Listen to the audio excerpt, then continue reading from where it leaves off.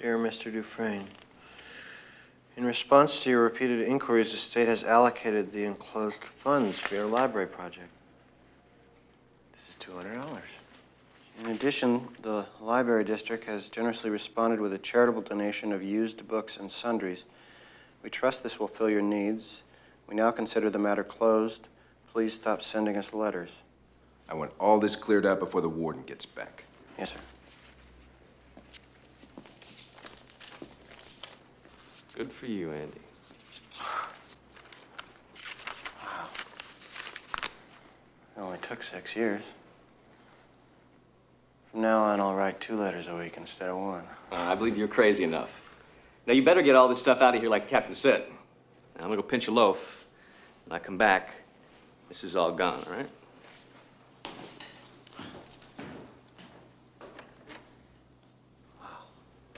Don, how's it going? It's going well. How are you, sir? Good. Thank you so much for coming on. I appreciate it. Of course, of course. I have to say you have a wonderful first name. It was my dad's name. It was my son's middle name. So Yeah.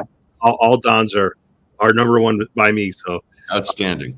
so how's a guy born in San Diego find his way to Yale? That's a good question. I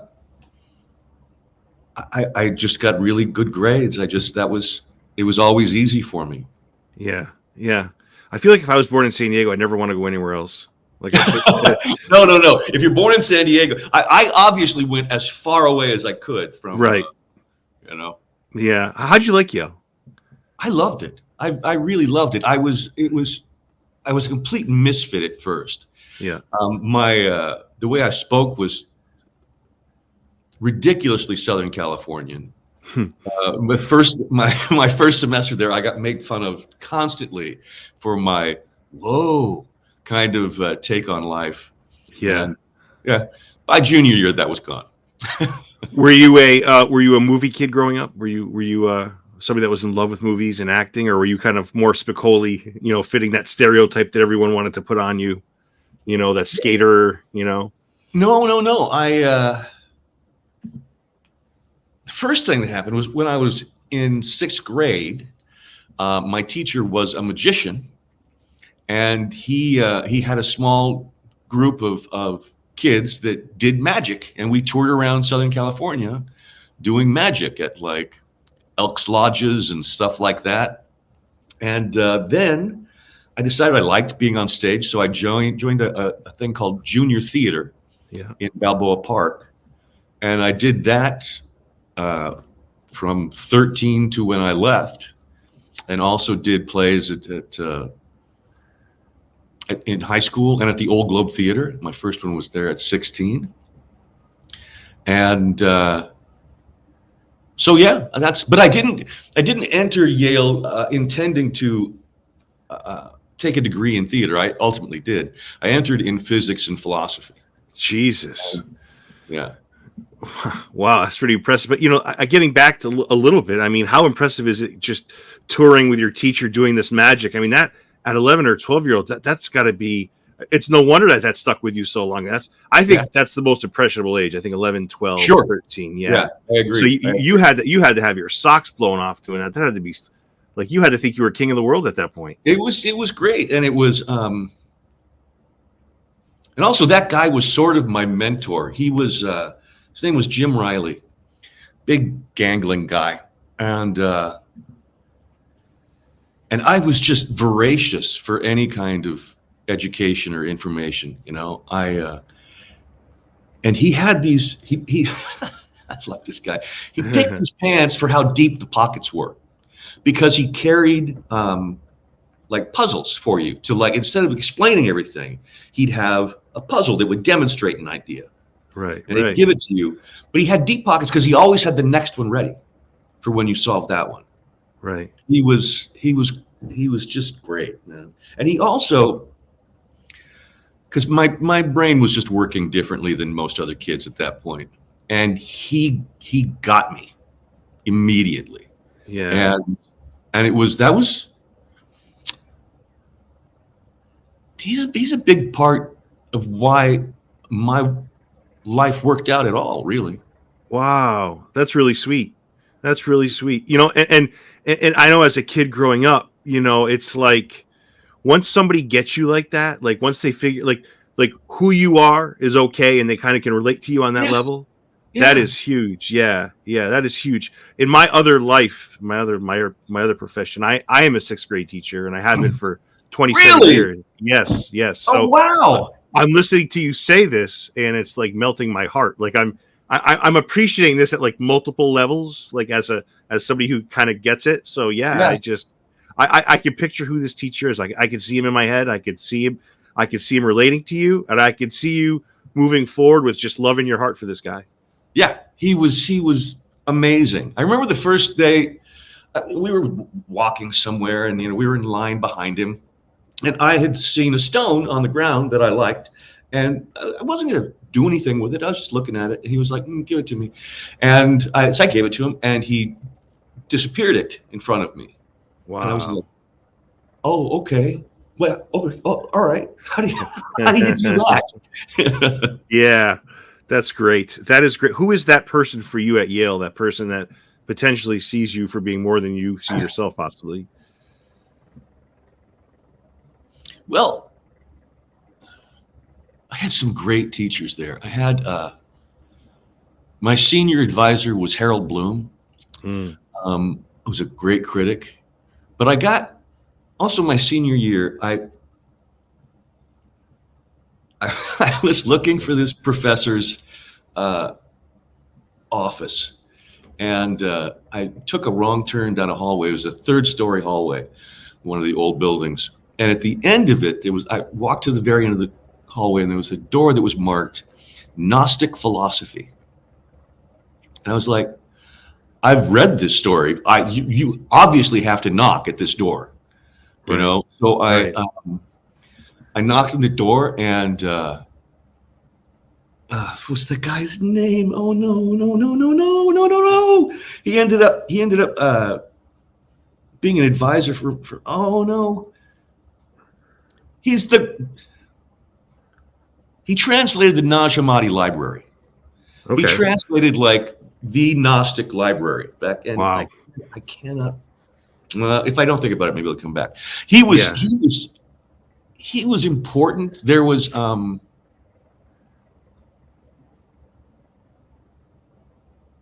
Marjorie Garber was a Shakespeare teacher that I loved. J. Hillis Miller was one of the deconstructionists. He was there at that time. It sounds like there's multiple people that really just had a profound effect on you. So Yale was certainly the right place for you. Yes, it was. Jeez. I remember in one class, J. Hillis was, he always sort of guided us through breaking apart a poem. This was, it was Victorian poetry, I think was the class.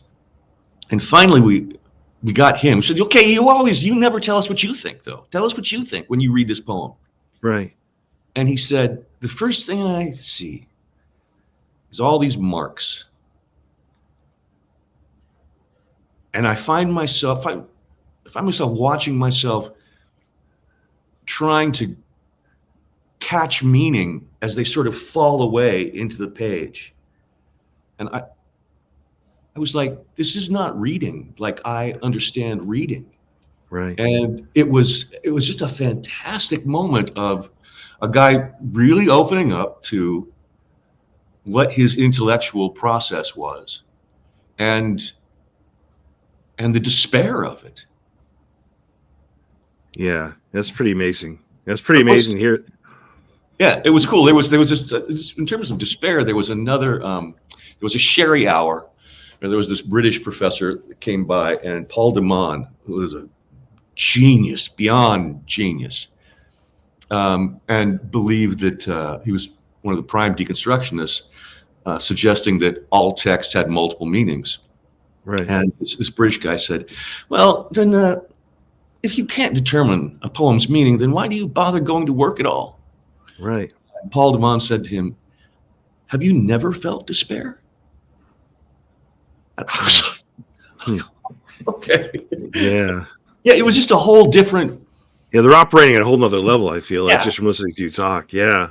Yeah, that's amazing. And speaking of amazing, looking at your filmography, and I just even the credits you have that perhaps are one episode, like for instance, like Newsroom, it was an amazing show. Like it must be cool. It must be cool to be like part of like projects like Justified. You had a bigger part on, which is another amazing show, and National Treasure, amazing movie. But these parts you had, even the ones that are the smaller, the one episode, are still some really like profound like shows that I absolutely adore. We're gonna get to Dexter in a moment because I really really like that. But like there's even like your work that some people would say, yeah, it was great, but like you're a part of a lot of great projects. So. I am. I've been very lucky, and I've been very lucky with the type of people who hire me. Right. They tend to have interesting takes on things, and are encouraging. So like, yeah, let's mix it up. Let's find out what else is here. I've been very lucky. Yeah, and one of your bigger roles, Northern Exposure, was big for acting purposes, but it was also big because in what you did in the early '90s was not as accepted as it is in 2024. I mean, Erick Reese Hillman, ran a bed and breakfast. One of the first gay weddings, if not the first gay wedding on TV. CBS affiliates were like, "We're not showing this. No way." I mean, you had blowback. I mean, for those Northern Exposure fans out there, a lot of controversy with this. How did you deal with it? How did you perceive it? Looking back, I mean, it had to be hard for an actor to portray, somebody that was gay back in the early '90s. I would think. Well, it certainly was for a lot of people. There were. It's interesting now that if you're going to portray a gay character these days, you have to be gay to be politically correct. You think so, Don? You think that's you? Because I feel like I watch shows. I just watched what I watched, Fargo, and one of the lead actors I know is gay in his public life was playing a straight actor. See, you know more than I do, but I feel like. Go ahead, Don. I'm sorry. It doesn't always track, but the thing is that a lot of straight actors wouldn't ever dream in the early '90s of playing a gay character. Oh heck no! Oh, but more interestingly. A gay actor would never dream of playing a gay character for fear of being outed. Right. Yeah, that's right. Yes, if somebody has a microscope on, like I had Jim J. Bullock on, and he has such a refreshing kind of idea about what the 80s and 90s were. But like you look at some of these actors, like that's the kiss of death. Like if somebody in the early 90s, early 80s, 70s, if somebody thought you were gay, forget it. Like, and that's why I'm saying, like, I feel like it must have been tough for you because people must have been wondering, and I say this as looking back in the rear view about your sexuality. I mean, people who didn't know your personal life, all sorts of things. Yeah, I can't even imagine what that might have been like. Must have been like for you living in the early '90s, right? But just being an actor, growing up an actor, being a kid actor, you get called gay. That's a great point. Yeah. I remember people were horrible to the drama kids. I graduated high school in '91. People were horrible to the drama kids. Now being in drama is cool. Like it's funny how things evolve to what's acceptable in society and what is not. Like it's funny how we've moved and progressed, right, Don? Yeah, I think so. And see, to me,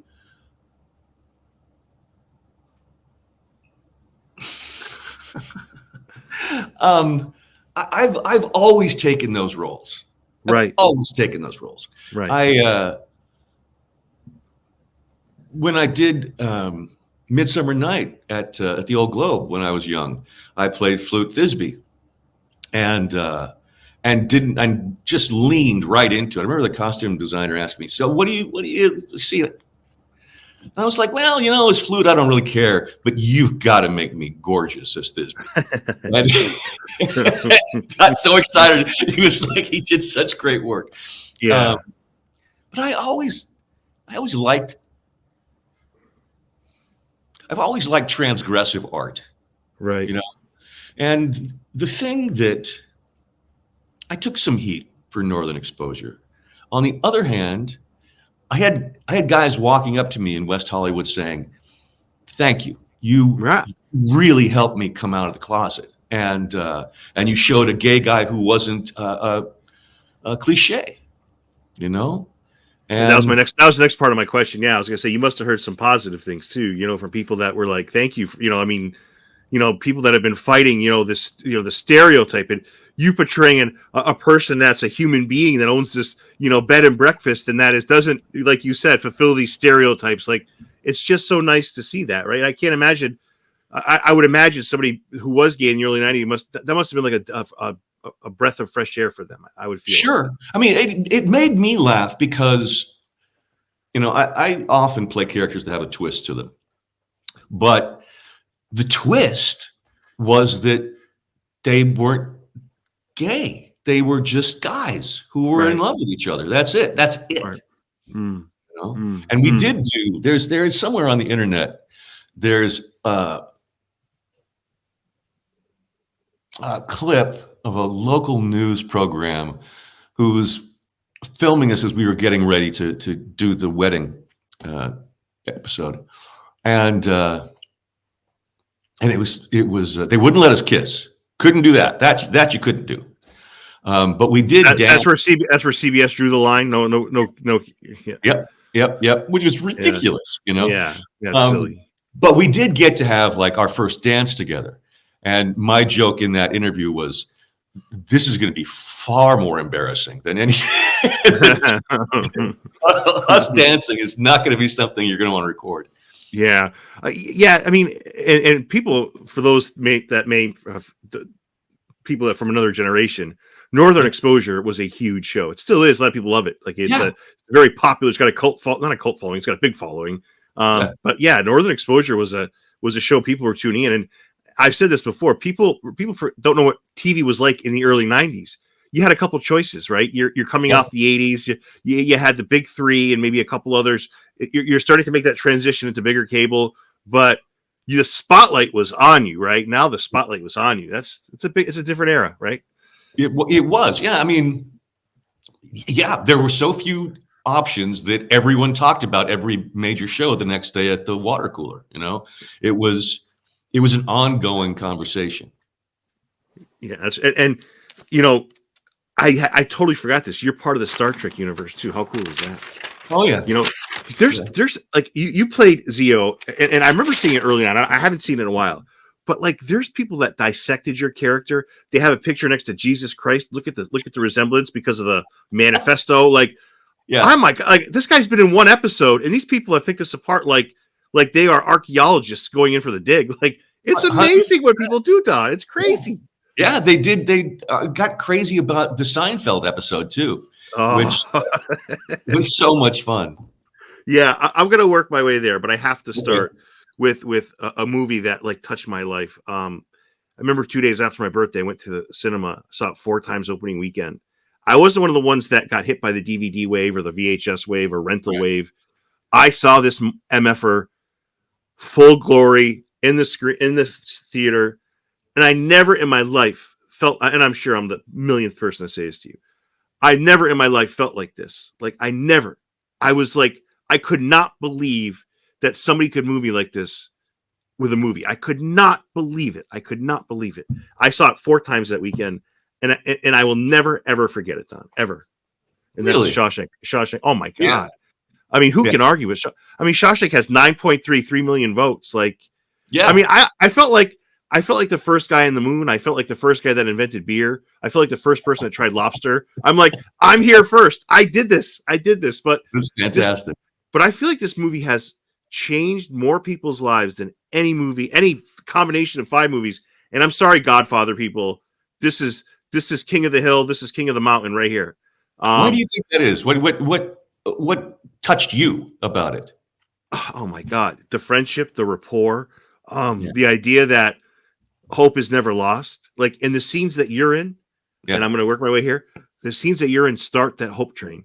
The hope train starts when you're pinching your loaf. Like, that's when that's when the hope train starts. Like, there's so much, like, I mean, I'm on my 1,000th rewatch, Don, and I still get tears when they're on the rooftop. There's like 30 moments in this movie that the average movie I'll get like emotional, maybe 2. 3 times I consider a success, but Shawshank makes it 30, 35 times. I mean, and even the moment with you and Andy is like so special. Like, I don't know. Am I overreacting? No, it's in fact, I ran into Frank Darabont some years later, and he said, you did something that I didn't intend. And I was like, what? He's like, well, the scene in the bathroom, that was supposed to be humiliating. And instead you made it, human and nice. And he was like, I didn't expect that. And that was like 15 years after we shot it. So that was really nice. Yeah. Do people approach you a lot, Don, and tell you how much this movie means to them?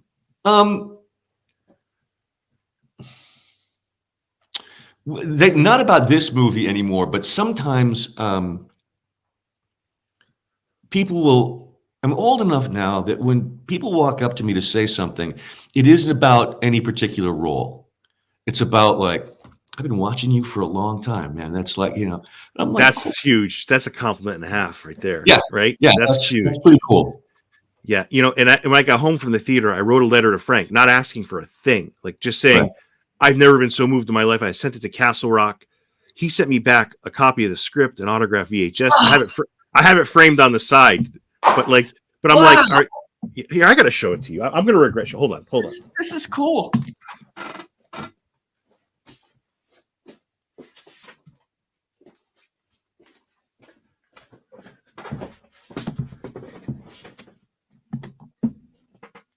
So Don, he sends me a Christmas card. He sends me a copy of the script. Thanks, Derek. Best wishes. And he put, all I could do to say thank you for your overwhelming and lovely letter is send you a copy of the film. I do hope you enjoy it again. I mean, I didn't ask for a thing, Don. This was Frank Darabont's kindness. And that's Frank. I mean, and it's like, and I knew he appreciated that letter because it was like, I don't know. I feel like your character was so big too, because Wiley is like, he's so proud of Andy when he gets this $200 for the library. Yeah. You could see it in his smile. And then he looks over at Hadley, and Hadley's like, you better take that smile off your face. And then you see it melt away. It's like, oh, how many days did you shoot your in particular, your character? Boy, I couldn't tell you. That was, so we're in Mansfield, Ohio. I think I was there for about a week. Yeah. Yeah. When you look at your work by comparison, did you feel like this was special filming it? Did you feel this movie had potential? Sure. Well, first of all, I read the short story as soon as it came out. Mm-hmm. I'm a big Stephen King fan, and used to be a big horror fan in general. Now I don't need to be scared anymore. Yeah, different seasons. That novella had Stand By Me, Shawshank, and Apt Pupil, I think, was the third. Apt Pupil, which was the scariest thing ever. As hell. As scary as hell. Underrated movie too. Yeah.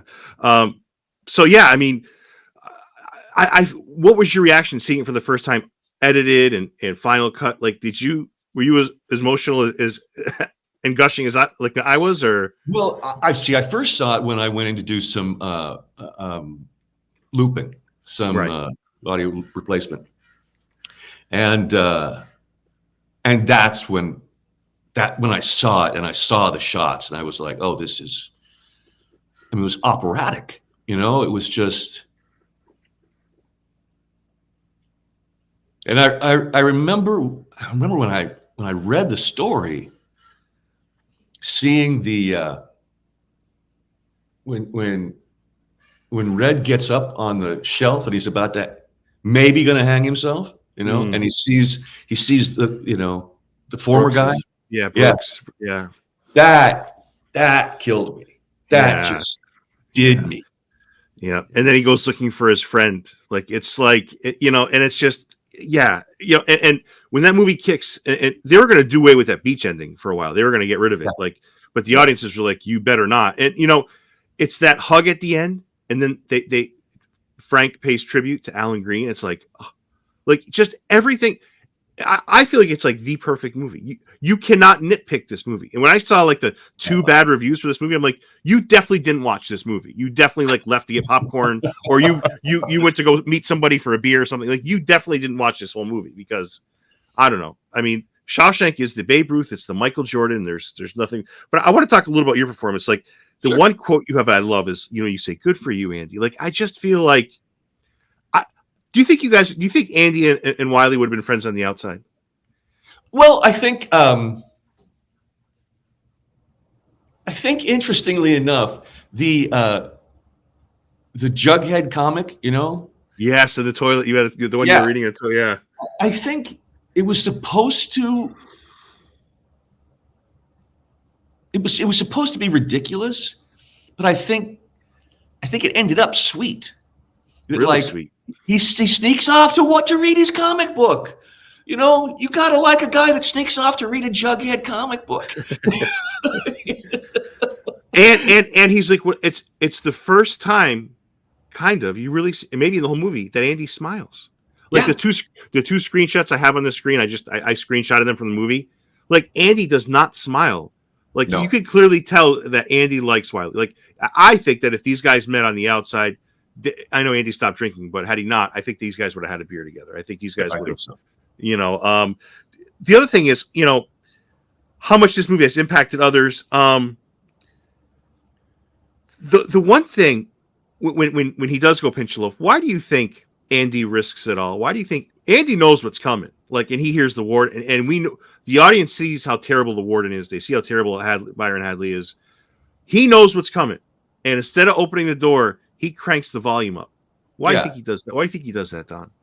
I think because he got it after all this time. He's been in for a while at that point. This is, it's a while into his term or into his jail time. And I think it was the first chance he got to experience something beautiful. And the cost was meaningless. Compared to that, I mean, the shot that everyone loves is when the music is out over the yard and everyone looks up to it's just such an uplifting moment. It's, But to know that your character sparked that, like to know that your character was there, like kind of setting that up a little bit, like, because I feel like your character kind of was part of what put Andy in a good mood. What made him feel like I feel like Andy forgot he was in jail for a couple of minutes there. Like he forgot, oh shit, like I got the money, I got these books. I'm making a difference. I've got this good rapport with Wiley, the guard.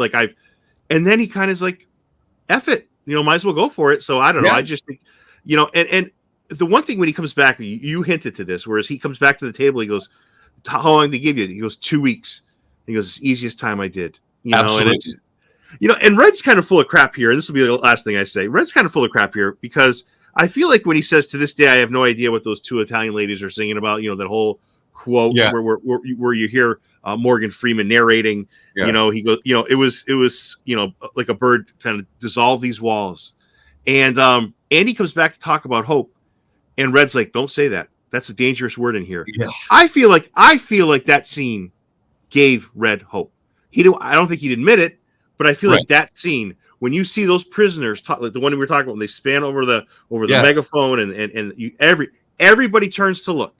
And it flies in the face of everything Norton and Hadley hated: hope, love, and affection and friendship. I don't know, man. I think it's kind of cool that your character sparked this. I think that's kind of a cool thing. Well, as I used to say, when people say, "Oh, you're in that movie. Who are you?" I was like, the only nice guard in the movie. the only one threatening not to throw people off the roof. Like that's. Yeah, I don't know. I think it's a really, really special thing. And, there's not many females in the film, but I feel like this song with those 2 Italian ladies, like Red said, they're the voice of hope here, I think, with that song. Oh, that's a lovely way to look at it. Yeah. I don't know. I think it's kind of, to say that you're in Shawshank, I mean, 94 was a good year for you, by the way. But I feel like, I don't know, like to say you're in Shawshank, I feel like there's no, and you've done some amazing things, right? So the other one would be Dexter, which my father and I bonded to and I loved. Roger Hicks is slightly different from the character you played in Shawshank as far as Yes. There's a great quote from you in this too, where you said you're talking to Dexter and you're like I saw you coming on that lot. Most guys would have looked at the coupe, not you. You're looking at the minivan. Like, I'm thinking, holy cow, this guy's getting through to Dexter. He might actually save his life, right? But the longer he talks, So just talk about your experience on Dexter, because it was early it was like season 2, I think. It was early on, yeah. But talking about making the most of your time on screen, oof, I mean, that's I had so much fun. He was fun to work with. It was exhilarating to like spin off all those lies one after another and try to find a way in somehow. And I thought, and the fun part of the writing is that I think I've broken through with some misogynistic stuff, and that's the wrong move. Right. When he starts the woman hate talk, that Dexter, that's it. He has sealed his fate then. Yeah, exactly. But until then, I was getting him. I was engaging him. It was fun. It was great fun. How much saran wrap do they actually put on you on the table? Is it just all for effect wheeling? No, it was all the way down. Yeah. Wow. The funny thing is that because the gag is that I have fake hair. I have a wig, so he can't check the DNA, right? Yeah. So they had to put, and I had pretty long hair then, a little bit longer than this. So they had to put all of that under a bald cap and then give me a wig to put on top of that for that one scene. But it was fun. It was just so much fun. And again, I had read all of the source material before I did that. I had read those novels, and they were just fun. They were really fun. Yeah. I mean, it is a fun watch. Like, my dad didn't like many new shows, but he loved Dexter. He loved it. So it's like, yeah. It was, the episode's called An Innocent Lie. I think I have it. Yeah. But yeah, great episode. So I mentioned 94 because I feel like Shawshank was released October 14th. Okay. Seinfeld in one of the greatest episodes. I know I'm not going to say I'm a diehard Seinfeld fan. I love the show. It's one of my favorite of all time. Like, there's podcasts. I saw you on a podcast the podcast was completely devoted to Seinfeld. It was these guys loved it. You were great on there. But The Race is considered by many Seinfeld fans, I feel like, as one of their favorite episodes because a lot of people say that. Yeah. Talk about working on Seinfeld, and this dropped I think December of '94. Talk about working with Jerry and what that experience was like, because again, like, I'm not going to go through your IMDb for your sanity, but like, I'm just highlighting a few here. I mean, you've got a million more credits, but this is one of the Duncan Meyer. I was on Duncan Meyer's side on this one. I got to say, Jerry's a cheater. I feel absolutely, maybe unintentional.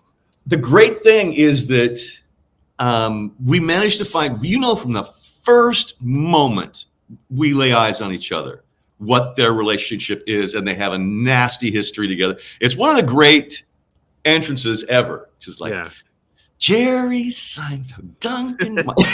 It's a lot of fun. And then, but it's also the one where, Jason had that great, pretending that he hasn't seen Jerry in forever. Like, I'm an architect now. And it's like,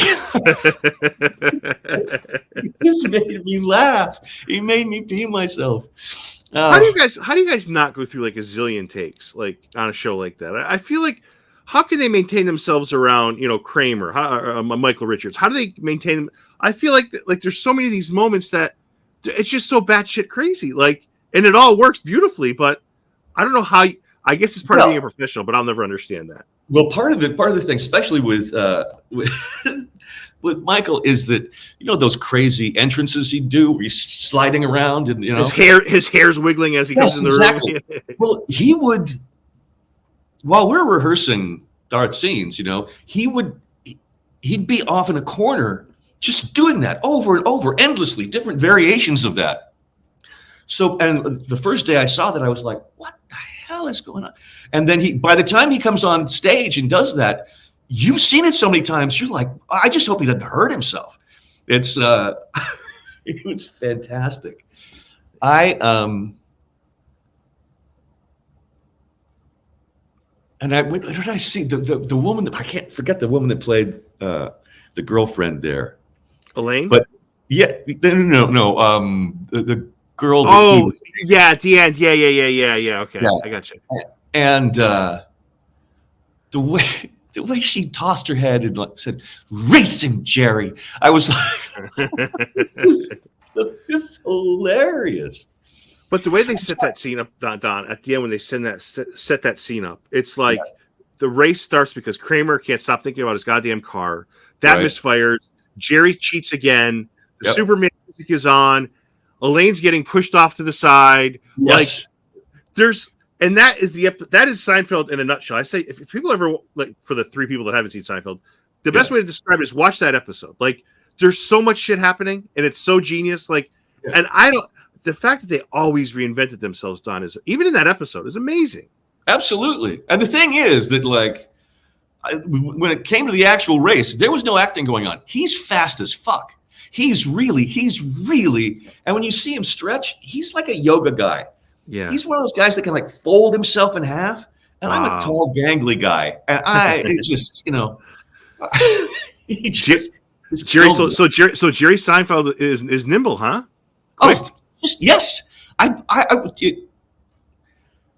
If you see me, like, wincing in agony as I'm chasing him, it's because I was really trying really hard to catch him and just had not a prayer. Yeah. And to add to that scene, the 9th grade gym teacher is there, like, with the gun at the, like, Mr. Bevilacqua. Mr. Bevilacqua. Like, I mean, come on. Like, who thinks of all this and who makes it work that beautifully? Like, I don't know. Seinfeld, I feel like, obviously, greatest comedy of all time. It's hard to argue that. Like, I mean, but the great part about, you've done, again, many projects. Is one of the benefits of doing an episode here, there, on some of these shows is that you get to see a different environment each time you're kind of going set or movie. Like, do you prefer that? Would you prefer a long-term gig? I guess that's a stupid question, but. Well, it's nice having a home. It's nice recurring on something. It's nice having a home. That being said, if you're 4th or 5th on the call sheet and you're a regular on the show, right? They're not going to give you very much interesting stuff to do, right? For the most part, you're there to, like, support the lead characters, and typically the guest star has to move a lot of text, has to do a lot of heavy lifting, because the leads are there for their reactions, really, not to drive the scenes mostly. So you get to be active, which is great, first of all. Right. But the other thing is, after you've done a lot of guest stars and recurrings and stuff like that, you walk on any set and half the crew will know you. Oh, that's pretty awesome. Yeah. That's really awesome. Yeah. It's good. It's like, I've got a home in this business, and that feels great. And 99.9% of people that start off in your business can't do that. Like, it's very difficult to do that. Like, it is very difficult. I mean, let's face it. You've been at this a long time. You've been a high level working actor, which is unbelievable. Like, and you've succeeded at such a high level. I feel like that in itself is an achievement. How much of it, Don, is ability, and how much of it is, like, I'm sure when people, like you said, people see you, but I'm sure your name carries a lot of weight as far as, shit, I've worked with Don. Don's great. Like, he'd be great for this part. How much of it is you're developing that reputation and networking, I guess? Well, I can say that most of my career is repeat business. Yeah. If you hire me, I'm not gonna waste your time. I'm gonna come in ready to work. I'm gonna be as pleasant as I can. Yeah. And I will also One of my favorite things to do is if we're in the middle of a scene and one angle takes too long, say it takes like 5-6 takes or more, I will almost always take the heat for that. And you're like, I'm sorry, I can't get it right. Tell me what I can do. And it's very often not me, but it takes the heat off of whoever screwed that take. Right. And that's, people remember when you're kind. It seems obvious to say, but it makes a difference. That's such a beautiful thing because, Don, I have so many actors that come on and talk about the other nightmare scenario of, oh, I worked with this person. They won't say a name, and I don't want them to, but like, they become unfriendly. Like, I feel like it's such an obvious given that like this is a team kind of based thing. Like, hey, if we can make this effing thing work, we're all going to be better off. Whereas some people like, I've been around, I've done that. There's many people with your experience and your ability that do not share your kindness, do not share your fondness and for others. Like they're quite the opposite, Don. Well, I can't speak to that at all. But what I can say is one of my favorite episodics to do ever was a show that got canceled immediately afterward because of the writer's strike, and it was Journeyman. Okay, and it was. I remember getting there on this one day, and I got there early. Base camp wasn't set up, so I found a trailer to sit on the steps of, and I watched base camp wake up, come together. I watched people come in, sleepy, get their coffee, get something to eat, and I was like, this is nice. These are people that have just learned how to work together. They've learned how to trust each other, and it's great. And we got I love getting into a rhythm when you're shooting. Like, okay, so we got that back to one, and I really felt the rhythm that day. And I was, at the end of a take, I was running back to one so I could get to do it again. That's awesome. To the point where the crew started laughing. They were like, "Oh, you're having a good time." I was like, "Yeah, I'm having a good time. Let's do this." Yeah. It's great to feel. I worked with this guy once, John Michael Higgins, and beautiful singer, funny man. Yeah. And I said to him, so when you're singing, I bet you really look forward to the solos, right? And he said, no. I was, really? Why? He said, no, I like being wrapped up in a great big chord. And that's the best description to me of what it feels like to be working and in sync with a crew. Yeah. I feel like we're all doing this. Come on. Yeah, and I feel like I wish more people understood that. I feel like I don't understand the grandstanding with some people. Like I'm like, I don't get it, but that's a great feeling to be at as an actor, right? A place where you're like hustling to get in a place. Like you've got that like childlike that's exactly eagerness. Yeah, that's a great feeling. That's a great feeling. Two last things for you, and thank you for all this time, Don. I've been a lifelong fan. So I've been thinking, Don, is it a good thing or a bad thing where we talked about TV, what it was like in the late 80s, early 90s? Yeah. Are we in a better or a worse place? Because part of me is like, there's so much more content available, right? But I feel like there's a double-edged sword with that because I feel like some of it's watered down and not that great. And some of it's really good, but you're going to miss it because there's so much shit out there. Like if I had $1 for every time somebody said, hey, you got to see, like, I mean, with 2 young kids, I mean, I think I do. I'm up late at night watching different shows or movies. I try to be abreast of everything. But holy cow, Don, is it tough to get like I'm trying to get just under. I have like 4 or 5 movies left for 2023, but I'm like, Don, it's like so overwhelming. What is your take on, from an actor's perspective and perhaps a fan's perspective, of are we in a better place in 2024 with content? Well, AMC changed a lot of things because, they came out with, I think they had HBO had The Sopranos. Pay television changed a lot of things. HBO had The Sopranos. AMC had Mad Men, Breaking Bad, then Better Call Saul. And those were gorgeous productions. Yeah. Those were, especially Breaking Bad and Better Call Saul, those were like paintings. Just great cinematography, great editing, and certainly better than stuff in the 80s and early 90s, because it was Yeah, some of it was rough. Yeah, some of it was pretty rough. How insane is it, Don, that Better Call Saul, over its, I think, 6-year span, 52 nominations and no wins. I mean, Rhea Seehorn alone should have like 5 wins. Like, oh my God, I have told. I feel like it's personal, Don. I feel like it's personal at that point. Like, it's like, come on, like, how can you look yourself in the mirror and justify that? I understand that completely, and I'm so glad you said that about Rhea, because I was astonished. People were talking about his work. I was like, are you not watching her? You're not watching how great she is and how underappreciated she is? She's fantastic. She is the best. You know, and I've said to other people, you know, Shawshank is like, you know, Shawshank gets to the ones I look forward to most, right? I've had Brian Brophy on, who plays the parole guard. I've had William Sadler. I've had Mark Ralston on, and obviously, Don, you're here. And I don't know. This movie got me through so many tough moments, man. And like, to have you here talking Shawshank, talking moments, man, you have no idea how much this movie impacted my life and other people. Like, you know, I think people are going to like this interview. Yeah, I mean, people are like, you know what? Like, this movie, not only did this movie like help my life in an emotional way, it set the groundwork for the future and how much I should appreciate cinema.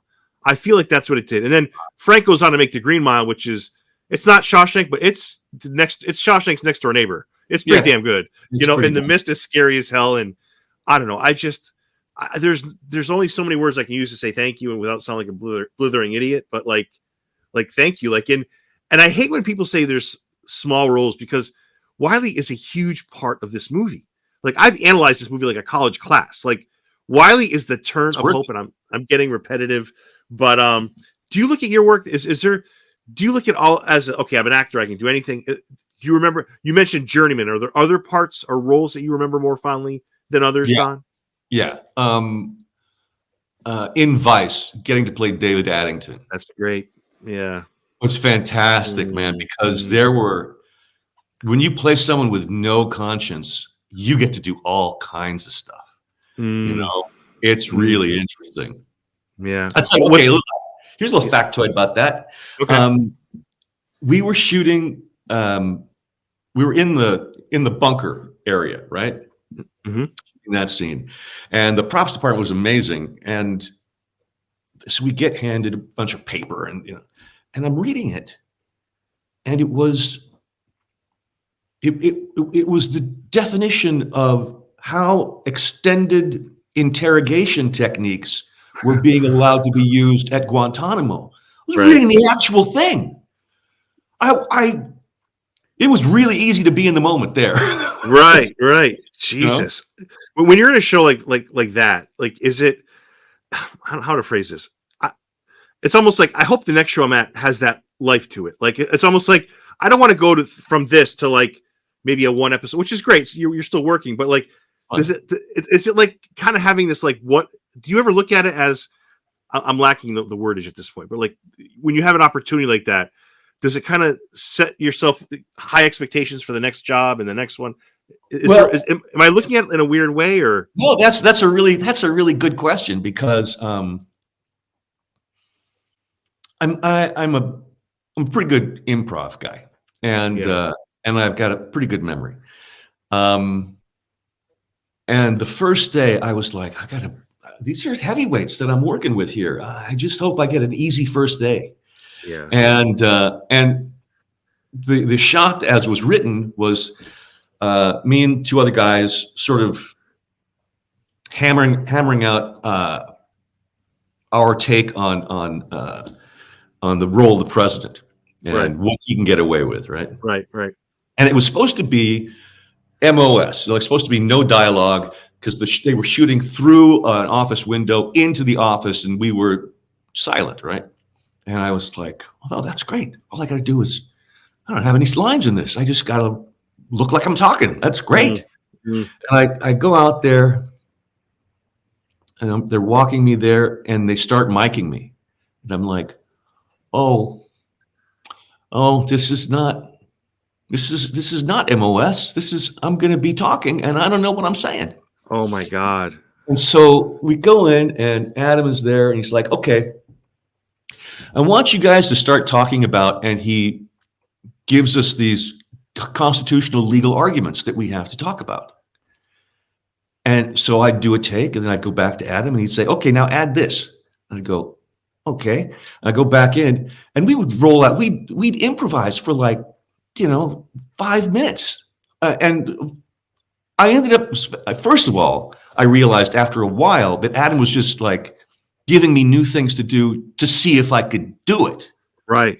No. And so I improvised constitutional law for 3 hours.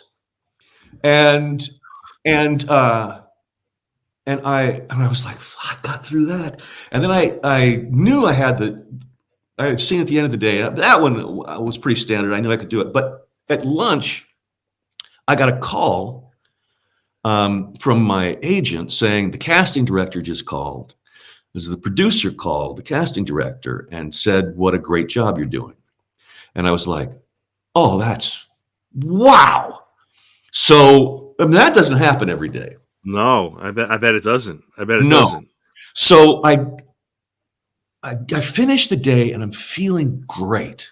I'm like, this is the best day I've had on a movie set ever. Right. This is great. Yeah. And then I thought about that and I got hit with such a wave of panic because I was like, and now you got to go back and do it again tomorrow. Oh. And every day was that. Every day was great, off the charts, great. And Adam was like, at one point, Adam said, anyone notice here that McManus shows up in the scene, he doesn't have any lines, and then he has most of the lines by the end of the scene?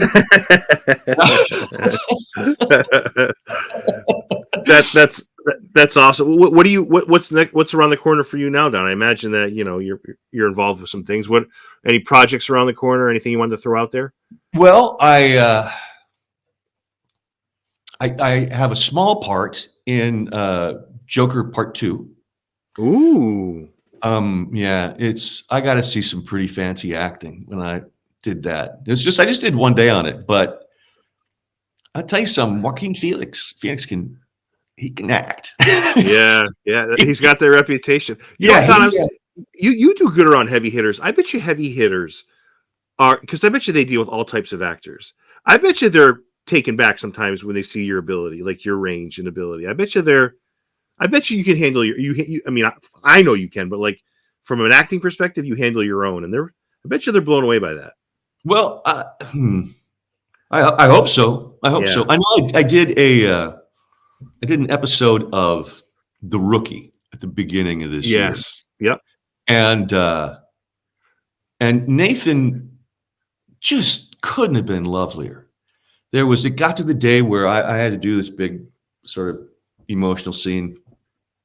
And he left a note in my dressing room that said, I'm sorry I'm not here today. I don't usually leave the set, in the hands of a guest star, but I have no doubt. And it was a really nice thing to do, Very sweet, yeah. Decent guy.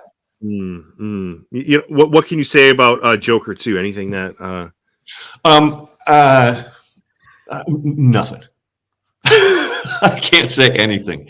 So you can't send me a copy of the script. We can't break down some dialogue. No, that's not happening. No. That's I'm in a pretty important scene, and now I'm going to see it, and I want to have you back on a year, whenever it comes out down the road. Jeez.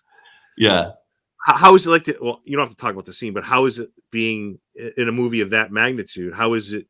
That must feel great again, being a part of a big scene like that, right? Well, you get in and you do want to, you don't want to carry your weight. You do want to hold up your end, but also you're not the center of the scene. So you also need to be able to get out of the way a little bit, Right. It's intimidating. It's intimidating to act with Joaquin Phoenix. Yeah. What is it about him and maybe actors of his ilk? Can you see what separates them from? I don't want to separate them from the rest, because that sounds very like a monarchy. But what as an actor, from an ability standpoint, what separates a guy like that from the pack? Interestingly, I heard him talk about this recently, and it's exactly what I would have expected. He allows himself to be very vulnerable, and takes chances of like looking foolish a lot. He's not afraid to be foolish, and he talks about having to get past the fear of people not liking you or thinking you're no good or thinking you're, and you, to get to his level, that you have to let go of those things. Yeah. His brother in Stand By Me, you talk about Stephen King. I mean, River was unbelievable. I mean, that's iconic. I always wonder if had he not passed, what those two, what a team they would have made. You know, Joaquin and River. I bet you it would have been a fantastic team. You know, Joker 2. Do they have a release date on that? I feel unprepared. I don't think so. Yeah, I mean that's pretty exciting that you get that opportunity. It's an opportunity you've deserved. I mean, you put your time in, but I'm very excited. I'm really excited for it. Now you got me thinking Joker too. But Don, I can't. Yeah, I can't thank you enough. And when you get an opportunity like that, are you like oh my god, like this is great, Joker 2. Like it's I'm in. Yeah, that's awesome. Yeah. See, I'm part of me wants to pick away at like what that is, but I don't want to get you in trouble, but I'm dying to see that scene now. I almost want to see Joker 2 now, but that's fantastic. Listen, Don, I've taken up enough of your time. Thank you for this. Thank you for your work, and thank you for the kindness. Like I appreciate everything. It means a lot to me. Well, thank you, and I think it's awesome that you're a 6th grade teacher. Yeah, I appreciate that, Don. Thank you. It's something I'm very proud of. I'm very proud.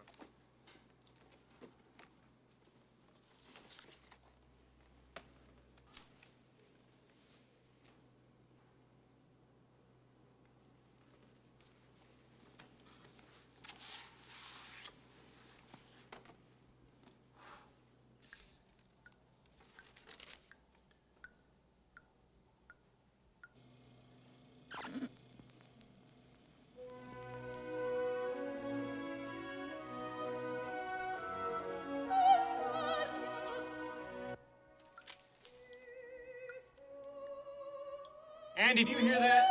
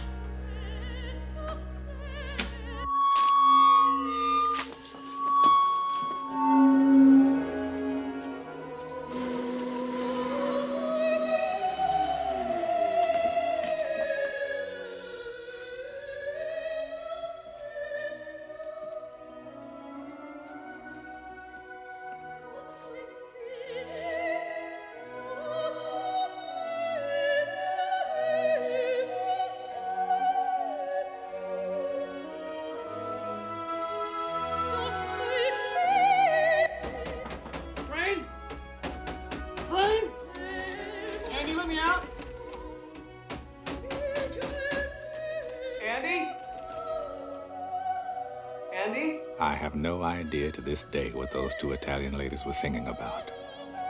Truth is, I don't want to know. Some things are best left unsaid. I like to think they were singing about something so beautiful it can't be expressed in words, and makes your heart ache because of it. I tell you, those voices soared, higher and farther than anybody in a great place dares to dream. It was like some beautiful bird flapped into our drab little cage and made those walls dissolve away. And for the briefest of moments, every last man at Shawshank felt free. It pissed the warden off something awful. Open the door. Open it up! Dufresne, open this door! Turn that off!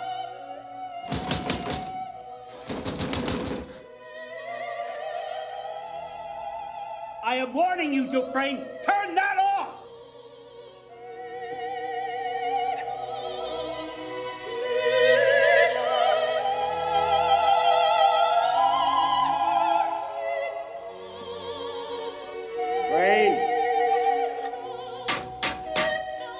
time now.